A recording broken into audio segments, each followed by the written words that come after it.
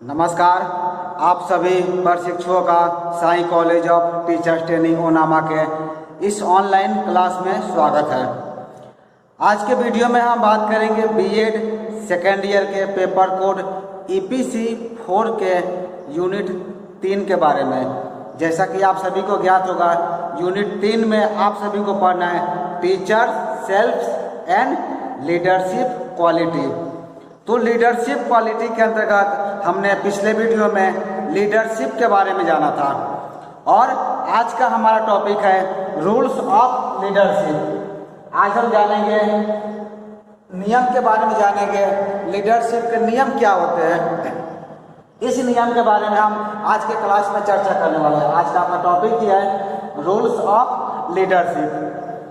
तो लीडरशिप के बारे में हमने पिछले क्लास में चर्चा कर लिए थे। लीडरशिप किसे कहते हैं, एक अच्छा लीडर आप कैसे बन सकते हैं और अच्छा लीडर बनने के लिए किन किन नियमों की आवश्यकता होती है, उस नियम पर आज के वीडियो में हम विशेष रूप से चर्चा करने वाले हैं। जैसा कि आप सभी को ज्ञात होगा कि किसी भी क्षेत्र में, चाहे कोई भी क्षेत्र हो, चाहे आपका पॉलिटिक्स का क्षेत्र हो, राजनीति का क्षेत्र हो या फिर आपका सामुदायिक क्षेत्र हो, हर जगह एक लीडर की आवश्यकता होती है। किसी भी क्षेत्र में एक लीडर की सफलता जो है इस बात पर निर्भर करती है कि वो अपने व्यवहार में कुछ मूलभूत नियमों का पालन करे, यानी कि कुछ मूलभूत नियमों को शामिल करे, कुछ वो रूल्स को शामिल करे। तो जब तक आप कुछ नियम को शामिल नहीं करते हैं तब तक क्या होता है, आप सफलता प्राप्त नहीं कर सकते हैं। जैसा कि आपके पढ़ाई का भी नियम होता है, हर चीज़ का नियम बना हुआ है। यदि हम अपने जीवन में, अपने लाइफ में सफलता पाना चाहते हैं तो हमें क्या करना पड़ेगा, कुछ मूलभूत नियमों को भी शामिल करना होगा।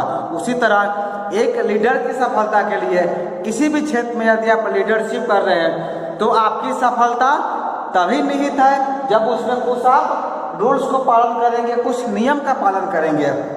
तो नियम को पालन करने से फायदा क्या होता है, जो भी आपके फॉलोअर्स होते हैं, यानी कि आपके अनुयायी होते हैं और आप एक लीडर हैं, तो उन दोनों के बीच में एक संतुलन बना रहता है, बैलेंस बना रहता है। यानी कि आप कह सकते हैं कि नियम को शामिल करने से, नियम का पालन करने से अनुयायी और नेता के बीच संतुलन बना रहता है, बैलेंस बना रहता है।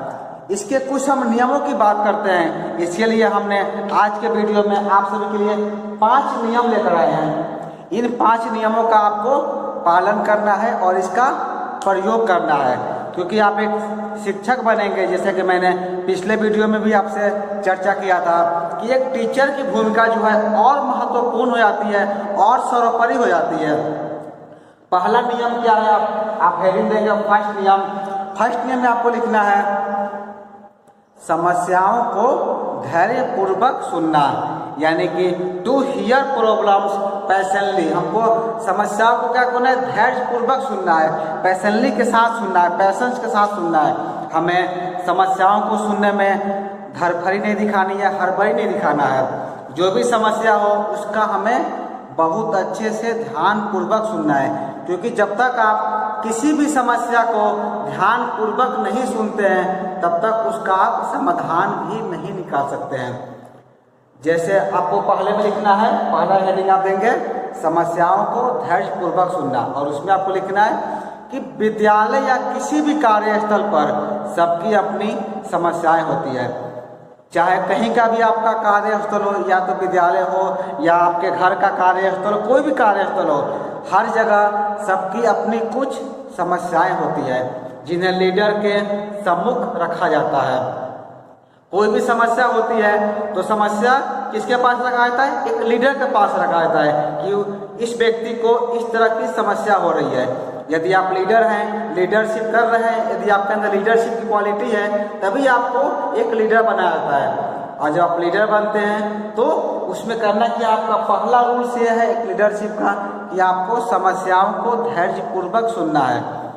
तो क्या होता है, कोई भी समस्या होती है तो लीडर के सम्मुख रखा जाता है। लेकिन यदि ऐसी स्थिति में अगर नेता ही उत्तेजित हो जाए, यानी कि नेता ही एक्साइटेड हो जाए, तो क्या होगा, शिक्षक एवं विद्यार्थी अपनी बात को पूरा नहीं बता पाएंगे। यदि आपको लीडर बना दिया गया है और आपके सामने किसी के द्वारा कोई समस्या रखी जाती है, चाहे आपके वो विद्यार्थी हों या आप शिक्षक में लीडर बने हैं तो आपके शिक्षक हो, तो यदि आप ही पहले क्या होते हैं, आप पहले एक्साइटेड हो जाते हैं, पहले ही आप ही उत्तेजित हो जाते हैं सुन करके, तो क्या होगा, जो भी आपके सामने शिकायतकर्ता होंगे, जो अपनी शिकायत आपके सामने रखने के लिए आए होंगे, वो अपनी पूरी बातों को आपके समक्ष नहीं रख पाएंगे। इसीलिए आपको क्या करना है, जब भी आप शिक्षक एवं विद्यार्थियों से बात करें या किसी भी परिस्थिति में किसी से भी बात करें, तो सबसे पहले आपको क्या करना है, उन्हें बीच में नहीं टोकना है। यानी कि वो यदि अपनी समस्याएं आपके समक्ष बता रहे हैं तो उन समस्याओं को आपको पूरे धैर्य पूर्वक सुनना है, ध्यान से सुनना है। इससे क्या होगा, शिक्षक और छात्रों के मन में उपेक्षा के जो भाव पैदा नहीं होंगे, यानी कि उनमें उनके अंदर क्या होगा, इग्नोर के भाव पैदा नहीं होंगे। यानी उन्हें ये लगेगा कि आप उन्हें इग्नोर नहीं कर रहे, उन्हें उपेक्षा का शिकार आप नहीं कर रहे हैं। कई बार क्या होता है कि यदि क्लास में टीचर पढ़ाता है या फिर आप पढ़ा रहे हैं, आप बच्चे बाहर देख रहे हैं या कोई और काम कर रहे हैं, तो टीचर के मन में क्या भाव आता है कि बच्चे मुझे इग्नोर कर रहे हैं। या मान लीजिए कि आप किसी से बात कर रहे हैं और सामने वाला व्यक्ति बार बार इधर उधर देख रहा है या फिर कोई और काम में बिजी है, तो इसका अर्थ यह हुआ कि वो आपकी बातों को ध्यानपूर्वक नहीं सुन रहा है, वो आपको इग्नोर कर रहा है।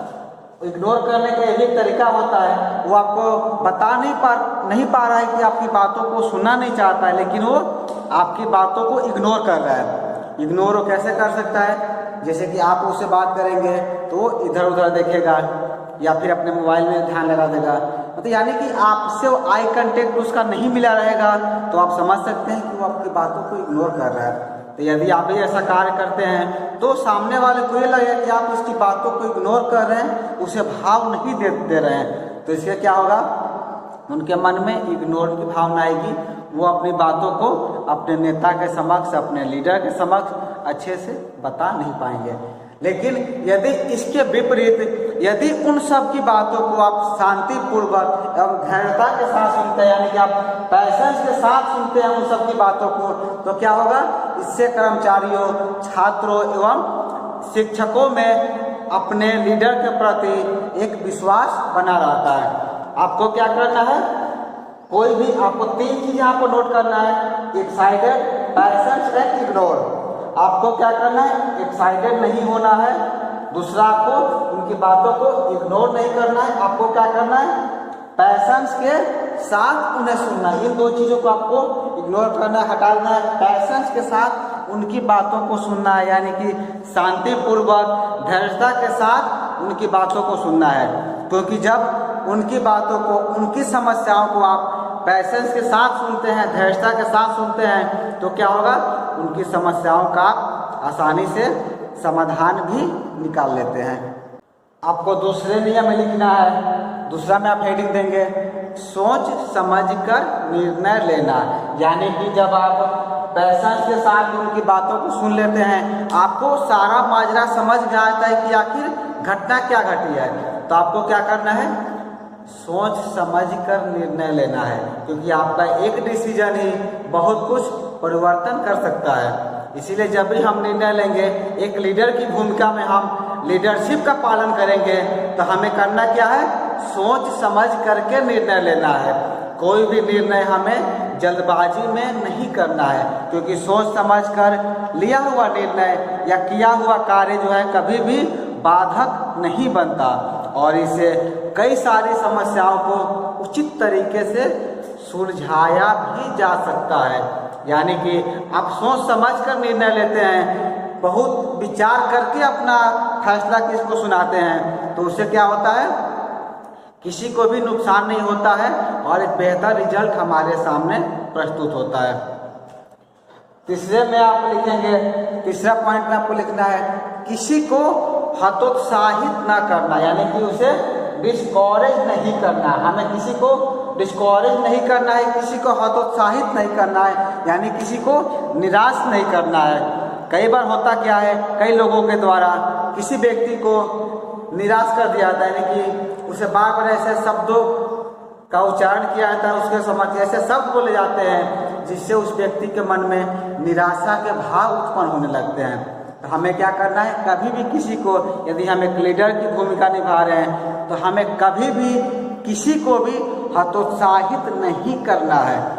एक शिक्षक के लिए तो इसकी भूमिका और भी सर्वोपरि हो जाती है, क्योंकि यदि आपके विद्यार्थी क्लास में बेहतर प्रदर्शन नहीं कर पाते हैं या किसी एक विद्यार्थी के द्वारा बेहतर प्रदर्शन नहीं होता है तो ऐसे ही वो मानसिक रूप से परेशान होता है, उसके सहपाठी उसे परेशान करते हैं। उस परिस्थिति में आपको क्या करना है, उसे मोटिवेट करना है, उसे प्रोत्साहित करना है, उसे हतोत्साहित नहीं करना है, यानी कि उसे डिस्करेज आपको नहीं करना है।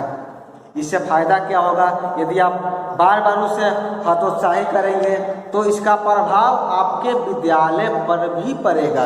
यानी कि जिस विद्यालय में आप बच्चे को पढ़ा रहे हैं वहाँ के विद्यार्थियों के बीच एक अजीब तरह का डर पैदा होगा, उनके अंदर क्या होगा, निराशा की भावना जागृत होने लगेगी। तो हमें करना क्या है, किसी को भी हतोत्साहित नहीं करना है, डिस्करेज नहीं करना है, हमें केवल उसे मोटिवेट करना है। हमें क्या कर सकते हैं, अपने शिक्षकों को एवं छात्रों को समय समय पर उत्साहित करना है, यानी उन्हें एक्साइटेड करना है। यहाँ पर दो चीज़ एक्साइटेड करना है, उन्हें उत्साहित करना है, ताकि वे अपने कार्य के प्रति जागरूक रह सके। यानी कि उन्हें आपको मोटिवेट करना है ताकि वो कोई भी काम करे तो उत्साह के साथ कर सके। तो कहा भी गया है कि आप वो सभी काम कर सकते हैं यदि आपके अंदर उत्साह हो। कोई भी काम आपके लिए कठिन नहीं होता है। एक नज़र में देखा जाए तो सारा काम कठिन है, एक नज़र से देखा जाए तो कोई काम कठिन नहीं है। बस आपके अंदर वो उत्साह रहना चाहिए। यदि आपके अंदर उत्साह नहीं है तो आपके लिए सारा काम कठिन है, और आपके अंदर उत्साह भरा हुआ है तो आपके लिए सारा काम आसान है। तो स्वयं की समझ में हमने जाना भी था कि कैसे हम स्वयं को समझ करके हम हर काम को, अपने काम को आसान कर सकते हैं। और यहाँ भी हम देख रहे हैं लीडरशिप क्वालिटी में भी क्या होना चाहिए, एक लीडर को उत्साहित रहना चाहिए, उत्साहित करने का हमेशा प्रयास करते रहना चाहिए, ताकि हर व्यक्ति अपने कार्य के प्रति जागरूक रह सके और अपना काम आसानी से पूरा कर सके। आप सभी को चौथे पॉइंट में लिखना है, चौथा नाम लिखेंगे आप, नेता कम से कम संवेदनशील एवं संवेगशील हो। यानी कि एक लीडर क्या होना चाहिए, सेंसिटिव एंड इम्प्रेसिव जो है कम से कम होना चाहिए। इससे फायदा क्या होगा, यदि आप बहुत ही ज़्यादा सेंसिटिव है, बहुत ही ज़्यादा इम्प्रेसिव है तो इससे नुकसान ये हो सकता है कि आपके जो छात्र हैं और आपके जो शिक्षक हैं आपकी इस कमजोरी का फायदा उठा सकते हैं। यानी कि यदि आप एक लीडरशिप की भूमिका निभा रहे हैं तो आपको कम से कम सेंसिटिव होना है। सेंसिटिव तो रहना ही है, अगर आप सेंसिटिव नहीं रहेंगे तो आपके विद्यार्थी जो है आपके सामने अपनी बातों को रख नहीं पाएंगे, उनके सामने कोई भी समस्या होगा तो वो कह नहीं पाएंगे। तो आपको सेंसिटिव तो रहना है, लेकिन इसका भी ध्यान देना है कि वो कम से कम रहना है, क्योंकि अक्सर क्या होता है विद्यालय में, अक्सर एक लीडर के समक्ष सम तथा विषम दोनों तरह की परिस्थितियां आती रहती है। यदि इस परिस्थिति में भी एक लीडर अपने को समाहित कर ले, यदि अपने आप को उसमें ज्वाइन कर लेता है तो पर समस्या यहाँ पर क्या होगी, यह विद्यालय के लिए सही नहीं होगा। यदि सम परिस्थिति है तो सम में भी आपको क्या होना है, एक समान रहना है। विषम परिस्थिति आ गई तो उस विषम परिस्थिति में भी अपने आप को क्या करना है, बहुत ज़्यादा सेंसिटिव नहीं बना लेना है, आपको एक समान भाव से रखना है। यदि आप ऐसा नहीं करेंगे, क्योंकि आप एक लीडर की भूमिका में वहाँ पर है, तो एक लीडर को क्या होना चाहिए, दोनों तरह के भाव में एक समान होना चाहिए। अगर एक समान आप भाव नहीं रखते हैं तो यह आपके विद्यालय के लिए, या आपके स्कूल के लिए, या आपके महाविद्यालय के लिए बेहतर नहीं होगा। ऐसे में हम क्या कर सकते हैं, एक लीडर को जो है स्वयं पर नियंत्रण न रह करके छात्रों के साथ संवेदपूर्ण ढंग से व्यवहार करना चाहिए, और जो भी समस्याएं आती है उन समस्याओं का भी समाधान आपको निकालना चाहिए। यदि इसके विपरीत, यदि छात्रों पर आवश्यकता से अधिक संवेदना यानी कि सेंसेशन करता है तो छात्र इसका भी गलत फायदा उठा सकते हैं। जैसे कि मैंने पहले कहा था, यदि आप बहुत ज़्यादा सेंसिटिव हो जाते हैं बहुत ज़्यादा सॉफ्ट हो जाते हैं, तो क्या होगा, आपके इस कमजोरी का फायदा जो है आपके छात्र भी उठा सकते हैं। इसीलिए नेता को जो है, इसलिए एक लीडर को है हमेशा विवेकपूर्ण व्यवहार करना चाहिए। हमेशा जो है अपने दिमाग से सोच करके ही कार्य को संपन्न करना चाहिए। यदि ऐसा कार्य आप नहीं करते हैं तो दोनों परिस्थिति में ही आपके सामने समस्या हो सकती है। यानी कि आप ऐसे समझ सकते हैं कि आपको ना बहुत ज़्यादा सॉफ्ट होना है, ना ही बहुत ज़्यादा हार्ड होना है। यदि आप बहुत ज़्यादा अपने विद्यार्थियों से क्लोज हो जाते हैं, बहुत ज़्यादा नज़दीकी बना लेते हैं, तो इसका भी फायदा को गलत ढंग से उठा सकते हैं। यदि आप बहुत ज़्यादा अपने आप को हार्ड कर लेते हैं तो उस परिस्थिति में भी बच्चे आपसे कोई प्रश्न पूछ नहीं पाएंगे। तो हमें कैसा व्यवहार रखना है, हमें इस तरह का व्यवहार रखना है ताकि बच्चे भी अपनी बातें कह सकें और हम आपसे डरे भी। दोनों में रखना है आपको, उन्हें बहुत ज़्यादा छूट भी नहीं देना है और उन्हें बहुत ज़्यादा हार्ड भी नहीं करना है। आप एक एग्जाम्पल से समझ सकते हैं। आप सभी पतंग उड़ाते होंगे, तो पतंग में हम क्या करते हैं, पतंग की जो डोर होती है उसे हम यदि बहुत ज़्यादा ढील दे देंगे, बहुत ज़्यादा उसको हम सॉफ्टनेस कर देंगे, तो क्या होगा, वो फिर उड़ नहीं पाएगा, वो कहीं ना कहीं जाकर गिर जाएगा। यदि उसकी डोर को हम बहुत ज़्यादा हार्ड कर दें तो हार्ड करने से क्या होगा, उसकी धागा जो टूट सकती है, यानी कि विद्यार्थी आपसे भी कट सकते हैं। बहुत ज़्यादा आप सॉफ्ट कर देंगे तो फिर क्या होगा, वो आप पे कंट्रोल में नहीं रहेंगे, वो अपने हिसाब से कहीं भटक जाएंगे।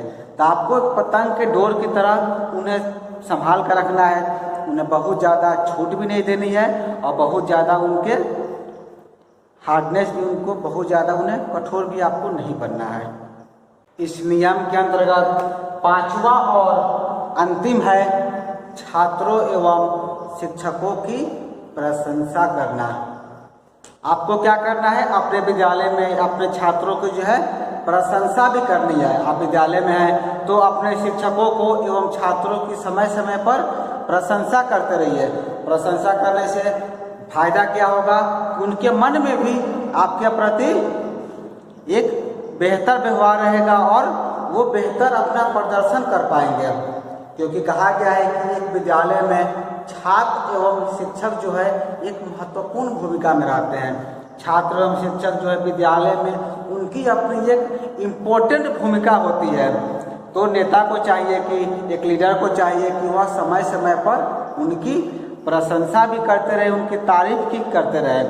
क्योंकि आप सभी को पता होगा प्रशंसा सबके सामने की जानी चाहिए कि प्रशंसा से हर व्यक्ति खुश होता है। तो आपको क्या करना है, प्रशंसा कहाँ करना है, प्रशंसा उनको अकेले में नहीं करनी है, सबके सामने करनी है। यानी कि सभी छात्रों एवं शिक्षकों के समक्ष उनकी प्रशंसा करनी है। इससे क्या होगा, उनके मन में प्रसन्नता का अनुभव रहेगा, खुशी का अनुभव होगा एवं इससे उनका मनोबल भी बढ़ेगा और उनकी कार्य क्षमता भी बढ़ेगी। क्योंकि आप सभी जानते होंगे यदि किसी के कार्य की आप प्रशंसा करते हैं तो क्या करेगा, बहुत मन लगाकर काम करेगा उसके काम में और दोगुनी तेज उत्साह के साथ काम करेगा। आपके बिना कहे ही वो आपके सारे काम कर देगा। तो इसीलिए हमें क्या करना है, हर व्यक्ति की प्रशंसा भी करनी है।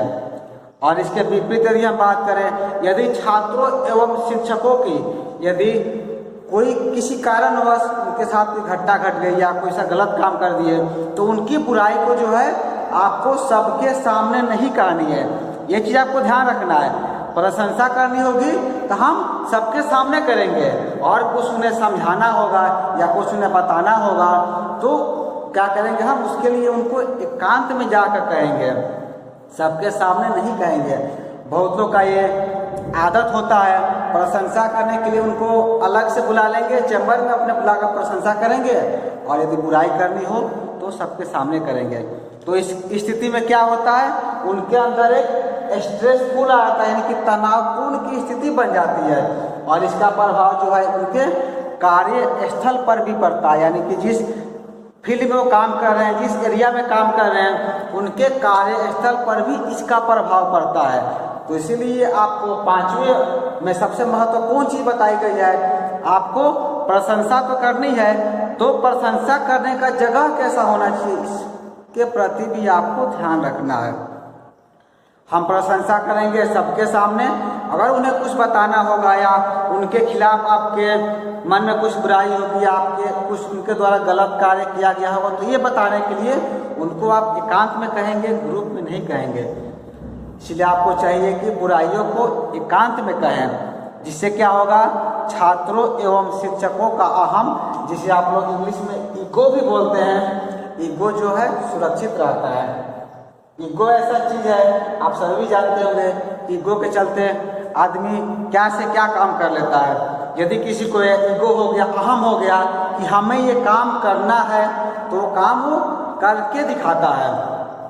यदि ईगो, हर व्यक्ति के ईगो का अपना एक ईगो होता है, तो अपना एक अहम होता है, तो उस अहम को आपको क्या करना है, बचा कर रखना है। अहम कैसे बचेगा, जब उसकी कोई भी बुराई हो, कोई भी शिकायत हो, उसे आप ग्रुप में ना करके अकेले कहेंगे। तो हमने यहाँ पर 5 नियम जाना है रूल्स ऑफ लीडरशिप के अंतर्गत। आपके बीएड सेकेंड ईयर के EPC 4 के यूनिट 3 का ये अंतिम आपका, आप कह सकते हैं कि अंतिम यूनिट था, अंतिम चैप्टर था। आपको यूनिट 3 ही पढ़ना है, 1 to 3, इसमें 3 ही यूनिट दिया हुआ है। लगभग मैंने सभी यूनिट का वीडियो आप सभी के लिए तैयार कर दिया है, और भी कुछ यूनिट अगर छूट गए होंगे तो उसका भी हम वीडियो आपको लेते आएंगे। जितने भी आपके क्लास अभी तक हो चुके हैं EPC 4 के, सभी का नोट्स आपको जो है हम यहाँ पर एक ब्लॉगस्पॉट का लिंक आपको लिख देते हैं। यहाँ से आप क्या कर सकते हैं, जितने भी आपके अभी तक क्लास हुए हैं सबका नोट्स आप डाउनलोड कर सकते हैं।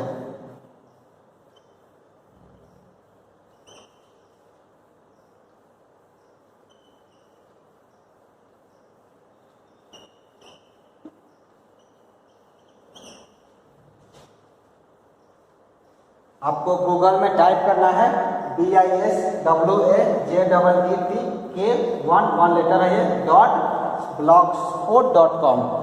आप इस पर क्लिक करेंगे गूगल में जा करके, तो आपको जो है बीएड सेकेंड ईयर के EPC 4 के जितने भी नोट्स हैं और प्रीवियस क्वेश्चन जो एग्जाम में पूछे गए थे, इसका मैंने जगह अपलोड कर रखा है। तो आप वीडियो से देखकर क्लास को समझ सकते हैं, और यदि इसका आप नोट्स बनाना चाहते हैं तो नोट्स के लिए मैंने यहाँ पर साइट लिख दिया है, यहाँ पर आपको जाना है, यहाँ से आप नोट्स जो है डाउनलोड कर सकते हैं, वहाँ से अपने आप तैयारी भी कर सकते हैं। तो ये आपका नोट्स है। फिर भी यदि आपको कुछ समस्या भी आ रही हो, हम आपको यहाँ पर एक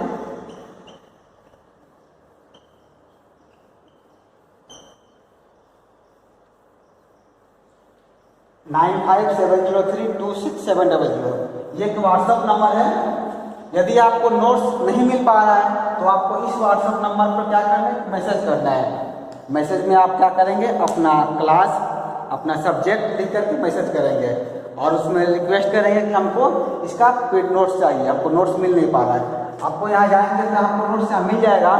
फिर भी यदि कोई आपको परेशानी हो रही है तो इस व्हाट्सएप पर आपको एक मैसेज करना है। मैसेज के उपरांत आपको जितने भी नोट्स हैं आपको उस व्हाट्सएप पर भेज दिए जाएंगे।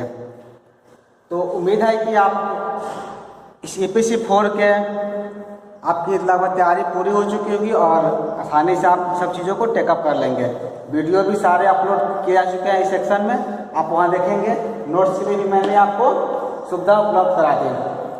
जैसे कि हम यहाँ बात कर रहे थे ईगो के बारे में, अहम के बारे में, तो अहम से संबंधित एक कहानी जो है मुझे याद आ रही है। क्योंकि आप बीएड प्रथम वर्ष में EPC 1 में कहानी सुने थे, EPC 2 में सुने थे, और ये आपका EPC 4 है। तो अंतिम क्लास में हम एक कहानी के साथ इसका समापन करना चाहेंगे। तो कहानी हमारा आपके सब्जेक्ट के अनुसार है, आपके ईगो पर ही है। वो कहानी है एक लड़के की कहानी है। एक ऐसा लड़का जो विद्यालय में पढ़ने आता है, पढ़ता है। तो एक बार की घटना क्या होती है कि जिस क्लास में वो पढ़ाई करता है, उस क्लास में एक बच्चे ने जो है बहुत महंगी घड़ी पहनकर आई रहती है। एक लड़का जो रहता है उसके हाथ में बहुत ही महंगी घड़ी रहती है। जब वो लड़का उस घड़ी को देखता है तो उससे बर्दाश्त नहीं होता है, उसे लगता है कि ये घड़ी तो मेरे पास होनी चाहिए, लेकिन उसके पास उतने पैसे नहीं होते हैं कि उस घड़ी को खरीद सके। वो प्रत्येक दिन उस लड़के को देखता है घड़ी पहन कर आते हुए, प्रत्येक दिन उसको देखकर उसके मन में भाव आता है काश वो घड़ी मेरे पास होती।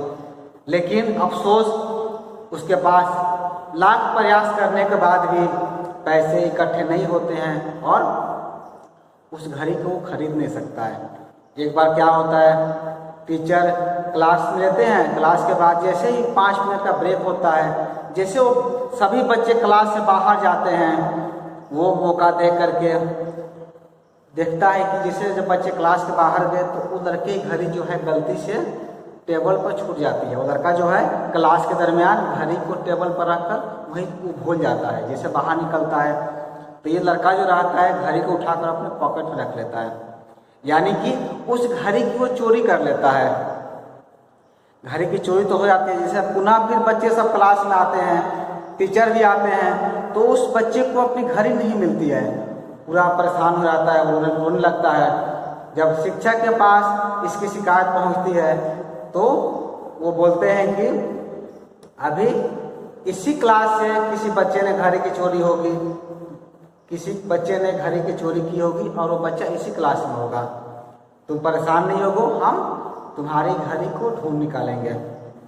अब जिस बच्चे ने घड़ी की चोरी की थी वो तो पूरा डर जाता है कि अब मेरी चोरी पकड़ी जाएगी, अब हम सबके सामने पकड़ में आ जाएंगे कि मैंने चोरी की है। तो शिक्षक जो रहते हैं उन्होंने देखिए कैसे वो काम करते हैं। शिक्षक क्या करते हैं, सभी बच्चे को बोलते हैं कि सब लोग दीवार की तरफ मुंह करके खड़े हो जाए, यानी कि क्लास में मान लें कि 40 बच्चे हैं तो 40 बच्चे जो हैं दीवार की तरफ मुंह करके खड़े हो जाते हैं। कोई बच्चा एक दूसरे को नहीं देखता और बोलते हैं कि सभी बच्चे अपना आंख भी बंद कर लेंगे, यानी कि एक बच्चा दूसरे बच्चे को नहीं देखेगा। सभी बच्चे क्या करते हैं, आंख अपना बंद कर लेते हैं और टीचर एक एक करके सभी बच्चों के पॉकेट चेक करते हैं और 40 बच्चों का जो है पॉकेट चेक करने के बाद फिर लास्ट में आते हैं और जिस बच्चे की वो घड़ी रहती है उसे लौटा देते हैं। क्लास की चलनी शुरू हो जाती है। जिस बच्चे ने घड़ी चोरी की थी उसका तो डर के मारे हालत खराब था कि भाई मेरी चोरी पकड़ी जाएगी, लेकिन टीचर जो है उस बच्चे का नाम तक नहीं लेते हैं और ये भी नहीं बताते हैं कि किस बच्चे ने घड़ी चोरी की थी।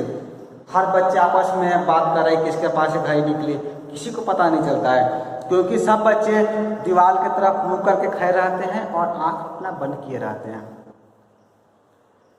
इस घटना को जो है बहुत दिन बीत जाता है, सब घटना आई गई हो गई, सब लोग भूल जाते हैं।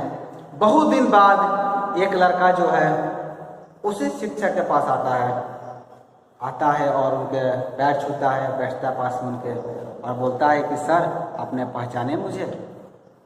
सर क्या आप मुझे पहचानते हैं? तो टीचर बोलते हैं कि नहीं हम तो तुम्हें नहीं पहचाने, कौन हो तुम? तो बोलता है कि सर आप याद कीजिए बहुत साल पहले आप क्लास ले रहे थे और आपके क्लास में एक बच्चे की घड़ी चोरी हो गई थी। तो बोले कि हाँ मुझे याद है, एक बच्चे की घड़ी चोरी हो गई थी और शायद किसी बच्चे ने चोरी की थी, फिर मैंने उस बच्चे को घड़ी लौटा दी। लेकिन तुम ये घटना क्यों याद रखे हो आज तक, तुम क्यों पूछ रहे हो? तो वो लड़का बोलता है सर वो घड़ी मैंने ही चोरी की थी और तो मैं तो उस दिन पूरा डर गया था, यदि आप मेरा नाम सबके सामने बता देते तो मैंने ये निश्चय कर लिया था कि यहाँ तो मेरा अहम का नाश हो जाएगा, मेरे ईगो का नाश हो जाएगा, सब बच्चे ये जान जाएंगे कि मैं चोर हूँ, मैंने चोरी की है। पूरे विद्यालय में हमको प्रत्येक दिन ऐसी उलहना सुनने को मिलेगी, ऐसे ताने सुनने को मिलेंगे सब बच्चों के द्वारा। मैं तो जीते जी मर जाता। मैंने तो सर यहाँ तक सोच लिया था कि यदि आप मेरा नाम ले लेते हैं तो शायद मैं आत्महत्या भी कर लूँगा। मैं उस पीड़ा को बर्दाश्त नहीं कर पाऊँगा, क्योंकि यहाँ पर उसके ईगो को, मेरे ईगो को बहुत ज़्यादा ठेस पहुँची, शायद मैं इस पीड़ा को कभी भूल नहीं पाऊँगा। लेकिन सर आपका बहुत बहुत धन्यवाद जो कि आपने मुझे उस दिन जो है मेरा नाम न लेकर के मेरे अहम को बचाया और उस दिन के बाद से मैंने लगातार मेहनत की और आज मैं एक बहुत ही बड़ा कामयाब आदमी बन गया हूँ। तो मैं आपको सर धन्यवाद देने के लिए आया हूँ कि आपने मेरी ज़िंदगी बचा ली और आज मैं आप ही की तरह एक बेहतर शिक्षक बन पाया हूँ। मैं आज भी एक महाविद्यालय का संचालन करता हूँ और खुद मैं वहाँ क्लास लेता हूँ। तो इसलिए सर मैं आपको धन्यवाद देने के लिए आया था। जब शिक्षक इतनी बात सुनते हैं तो वो भी चौंकते हुए बोलते हैं, अच्छा घड़ी की चोरी तुमने की थी? तो बच्चा भी अब शौक करता है, सर आपने तो मेरे पॉकेट से घड़ी निकाली थी और आपको नहीं पता कि मैंने चोरी किया है।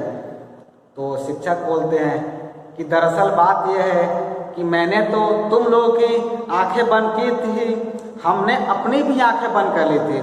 यानी कि मुझे भी पता नहीं चल पाया कि घड़ी की चोरी किसके द्वारा हुई थी, क्योंकि यदि मुझे पता चल जाता कि मेरे इस छात्र ने घड़ी की चोरी की है तो शायद मेरे अंदर भी वो छात्र के प्रति ऐसी नकारात्मक छवि बन जाती कि ये चोर है, इसने चोरी की है।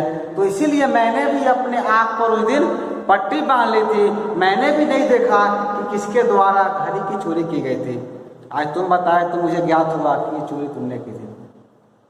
तो एक शिक्षक जो है बेहतर ऐसे होते हैं। हमने कहानी में जाना कि कैसे एक व्यक्ति के हमको जो है हमें आपको बचाना। आप एक शिक्षक बन रहे हैं तो आपको कैसे हमको बचाना है। आप जैसे कि पढ़े लीडरशिप के बारे में पढ़े, रूल्स ऑफ लीडरशिप के बारे में जाने, तो ये अहम जो है स्वयं जो है इसकी रक्षा हम सभी को करनी है। तो इस वीडियो में हमने जाना आपके बीएड सेकेंड ईयर के पेपर कोड ईपीसी 4 के आपके लास्ट अध्याय यूनिट 3 के बारे में। बाकी जो आपके हम फिर से एक बार चेक कर लेंगे, जो भी अध्याय आपके छूट गए होंगे या जो भी मिस हो गए होंगे तो उसके बारे में भी हम वीडियो आपके अगले क्लास में लेकर आ जाएंगे। इस वीडियो में इतना ही, धन्यवाद।